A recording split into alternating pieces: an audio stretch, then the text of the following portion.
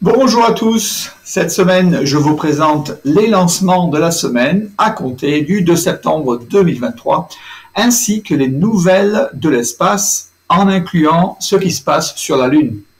Cette édition sera un peu plus axée d'ailleurs à l'Europe et à la Grande-Bretagne. Néanmoins, on ira voir ce qui se passe à Boca Chica au Texas chez SpaceX à Starbase.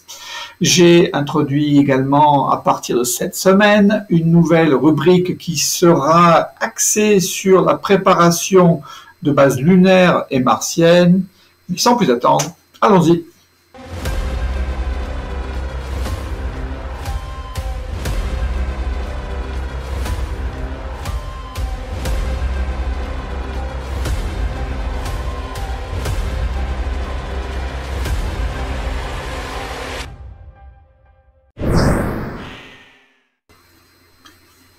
Le 2 septembre 2023, ISRO lance le Aditya L1 à bord de sa fusée Polar Satellite Launch Vehicle, PSLV-XL, depuis le Satish Dhawan Space Center en Inde. Ce satellite est d'ailleurs en route pour étudier le Soleil depuis le point Lagrange L1. Sa charge utile, Aditya L1, pèse 1,5 tonnes. Aditya L1 est un satellite dédié à l'étude approfondie du Soleil qui comporte 7 modules distincts. Aditya, d'ailleurs, signifie en sanskrit, ce qui est une langue ancienne indienne, Soleil. Le L1 signifie point Lagrange 1, c'est-à-dire l'endroit où un objet est en équilibre entre la Terre et le Soleil, sorte même quantité de force gravitationnelle entre les deux corps célestes. Le satellite sera en fait en orbite circulaire autour de ce point L1. Aditya sera en orbite elliptique pendant 16 jours et graduellement augmenter sa vitesse pour rentrer en orbite d'insertion trans-Lagrange L1, ce qui prendra à peu près 110 jours. Cette orbite a l'avantage d'être stable, ce qui signifie que peu de carburant sera nécessaire pour maintenir le satellite sur cette orbite, offrant bien sûr une longévité plus grande de la mission. De plus, elle permet d'avoir une vue sans interruption du Soleil, ce qui permet ainsi l'étude de radiation solaire et tempêtes magnétiques avant qu'elles soient interférées par le champ magnétique terrestre et son atmosphère. Aditya sera en fait à 1,5 million de kilomètres de la Terre, ce qui correspond seulement à peu près à 1% de la distance Terre et Soleil. ISRO a été très actif cette année, c'est son 7e lancement, mais c'est aussi le 59e lancement d'une PSLV à ce jour. Le 2 septembre, SpaceX a lancé des satellites du Space Development Agency, SDA, unité du US Space Force, appelée Tranche 0B, donc c'est le deuxième tranche, ou deuxième lancement, depuis son site de Vandenberg Space Force Base en Californie, à bord d'une Falcon 9 Block 5. Ces satellites sont destinés en orbite terrestre basse à 950 km et inclinaison à peu près 90 degrés. Ces satellites font un total de 5 tonnes. Il y aura d'ailleurs une constellation de 20 satellites pour aider le USSF dans sa mission de détecter et suivre des missiles balistiques, incluant des missiles planeurs à vitesse hypersonique, c'est-à-dire Mach 5 ou 600 km/h. Cette constellation sera également utile pour la communication au sein de l'USSF et le premier étage a atterri cette fois-ci sur base à la zone 4, à peu près 300 mètres du site de décollage, et c'était son 13e vol. Le 4 septembre, également SpaceX a lancé 21 Starlink Satellite V2 Mini, groupe 612, à bord de sa Falcon 9 Block 5, pour une orbite terrestre basse également, depuis le Kennedy Space Center, PAD 39A en Floride. Le premier étage a volé pour sa 10e fois et a atterri sur le drone ship Just Read Instruction dans l'océan Atlantique. Et c'est le 63e vol d'une Falcon 9 cette année. Le 5 septembre, c'est Galactic Energy qui lance 4 satellites Tianyi à bord de sa Ceres-1S depuis son bateau en mer. C'est d'ailleurs son premier lancement depuis sa plateforme maritime à Heiyang de la province de Shandong en Chine. Le 6 septembre, China Aerospace Science and Technology Corporation lance un satellite de télédétection Yuangang 3303 à bord de sa Long March 4C depuis son site Jiugang Satellite Launch Center en Chine.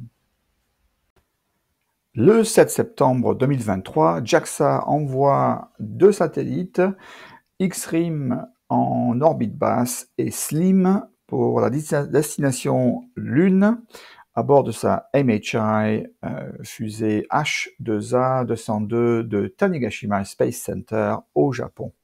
C'était d'ailleurs la première mission de JAXA et le deuxième vol de MHI fusée H2A.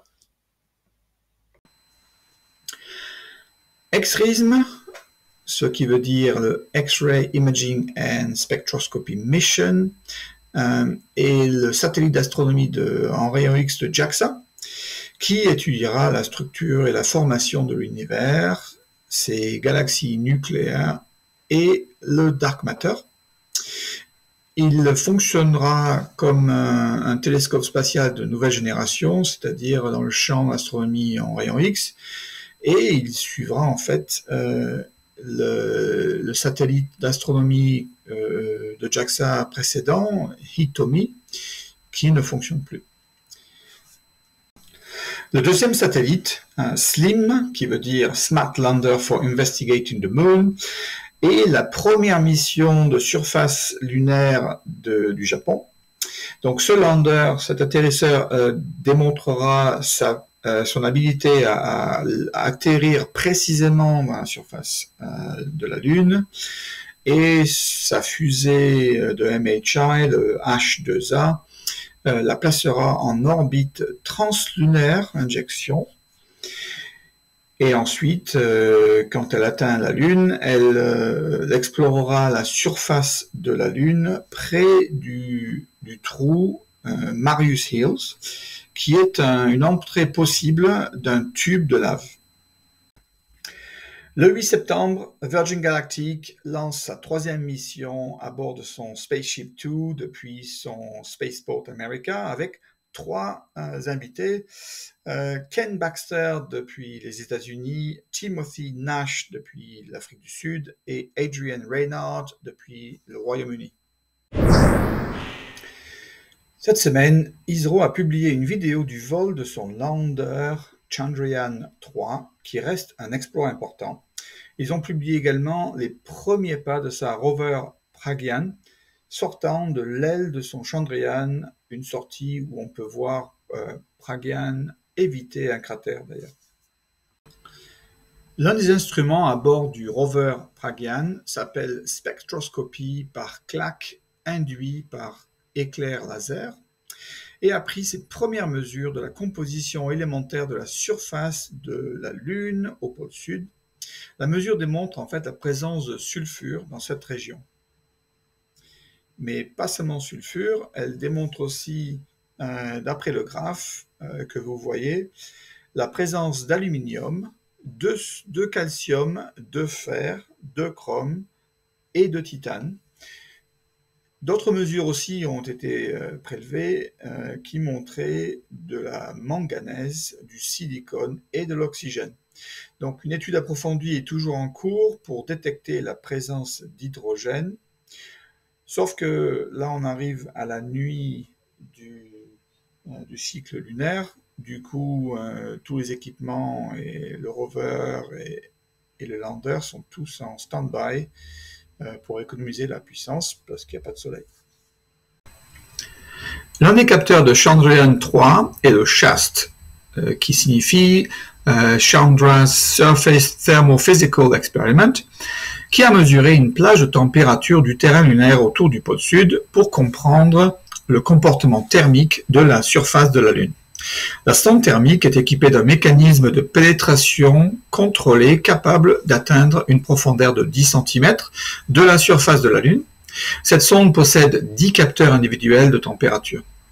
Donc, vous pouvez voir sur le graphe, la température à la surface est proche de 60 degrés Celsius et descend très vite jusqu'à moins 10 degrés Celsius à 80 mm de profondeur. La Lune est connue pour avoir des températures extrêmes. D'après la NASA, où durant le jour, l'équateur lunaire peut atteindre plus 120 degrés Celsius, alors que durant la nuit, elle peut atteindre jusqu'à moins 130 degrés Celsius. D'ailleurs, un des cratères du pôle Nord de la Lune a même atteint moins 250 degrés Celsius, ce qui est la température la plus froide du système solaire. Aujourd'hui, je vais parler d'une fusée européenne de la compagnie High Impulse. Donc, qu'est-ce que c'est que cette fusée? Alors, on parle en fait de la SR-75, qui est une fusée à un seul étage pour une destination suborbitale, qui a un engin dénommé Hyplox 75, qui est capable de produire 75 kN de puissance et un payload de 250 kg pour une altitude de 200 km. Donc c'est pas en fait la fusée qui souhaite développer long terme, c'est seulement pour se faire la main, on va dire, et leur but est de fabriquer la SL1 qui, celle-ci, sera pour une utilisation orbitale. Alors pourquoi je parle de cette fusée? C'est parce qu'on vient d'apprendre que le UK Civil Aviation Authority a donné une licence de lancement à cette compagnie pour lancer depuis Saxo Voord au Shetland, qui est une petite île au nord de l'Écosse, entre le 1er décembre 2023 et 1er décembre 2024. Pour ceux qui suivent ce qui se passe à Saxo Voord Spaceport dans les Shetland, vous seriez aussi surpris que moi, parce qu'en fait, on pensait que Rocket Factory Augsburg, RFA, aurait été le lanceur, le premier lanceur, parce qu'en fait, leur launchpad est déjà prêt, le bâtiment d'intégration A vient à peine d'être fini, mais bon, si ça se trouve, ce serait High Impulse qui baptiserait ce nouveau système. Durant la semaine, nous avons vu la préparation de Starbase chez SpaceX pour son deuxième vol du Starship plus booster. Donc on parle du Starship numéro 25 et booster numéro 9. Ils ont par exemple enlevé des stabilisateurs de l'OLM. Ils ont également enlevé les tuyaux d'air conditionné et aussi reçu les explosifs qui vont être utilisés pour le système de termination du vol. Vous pouvez aussi voir que le Starship 29 et 30 est aussi en progrès dans le High Bay.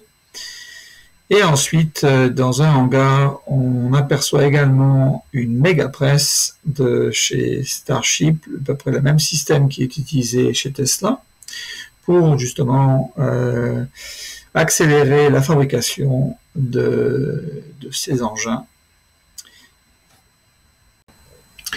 On peut également voir la construction d'un mur tout au long de la partie ouest de Starbase, qui est probablement une demande de la FAA pour protéger l'environnement en fonction de débris ou autre. Et finalement, la semaine chez Starbase se finit avec le transport du ship numéro 25 depuis son site de construction vers son site de lancement, où on voit le Starship 25 installé au-dessus du booster 9, prêt pour son vol vers les étoiles. On reste avec SpaceX, où justement l'équipage numéro 6, qui se trouvait pendant 6 mois dans la Station spatiale internationale, vient de partir et simplement atterrir sur Terre ou en mer, plus précisément près du golfe du Mexico, où ils sont ensuite rapatriés et ramenés à Kennedy Space Center. Cette semaine, nous avons vu de l'activité chez Ariane Group sur son Ariane 6, où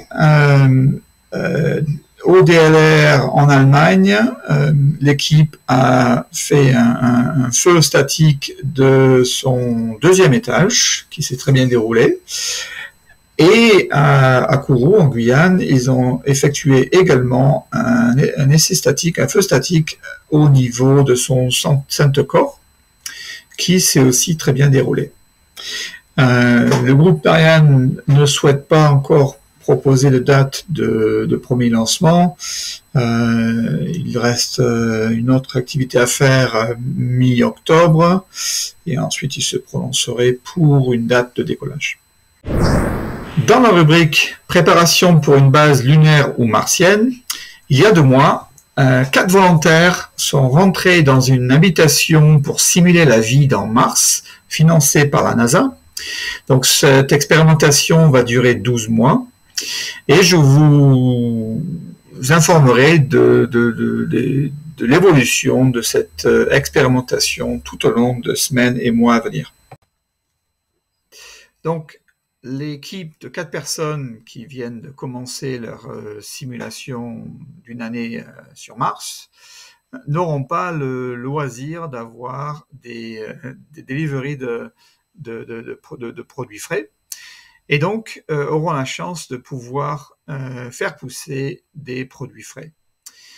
Donc le projet de la NASA qui s'appelle Crew Health and Performance Exploration Analog, CHAPA, a commencé le 25 juin à Houston dans le Johnson Space Center, et après plusieurs semaines déjà d'entraînement, il s'est s'acclimatisé avec une vie d'habitation commune, des opérations de mission, de sécurité, de communication, etc. Donc de ces 4 personnes sont donc l'officier de sciences Anka Selariu, l'ingénieur de vol Ross Brockwell, le commandant Kelly Haston et l'officier médical Nathan Jones vont effectuer plusieurs types de missions, incluant tester des systèmes de nourriture variés, et ils vont aussi travailler à avoir faire pousser des légumes et autres durant ce séjour-là, ainsi que simuler des marches martiennes, des opérations robotiques, de maintenance de l'habitation, des hygiènes personnelles et des exercices qui vont aider les équipes dans leur isolation. D'ailleurs, NASA a également l'intention d'effectuer 2 autres missions d'une année comme celle-ci pour apprendre et préparer les futures missions en Mars. Voilà ce qui s'est passé cette semaine dans l'espace ou à propos de l'espace. N'hésitez surtout pas de vous abonner à la chaîne YouTube Espace News en appuyant sur le bouton s'abonner pour recevoir une notification du prochain épisode. C'est juste en bas. Merci encore de votre fidélité. Je suis Christophe Paget. J'apporte des nouvelles sur l'espace aux grands et de quoi faire rêver aux plus petits. À très bientôt.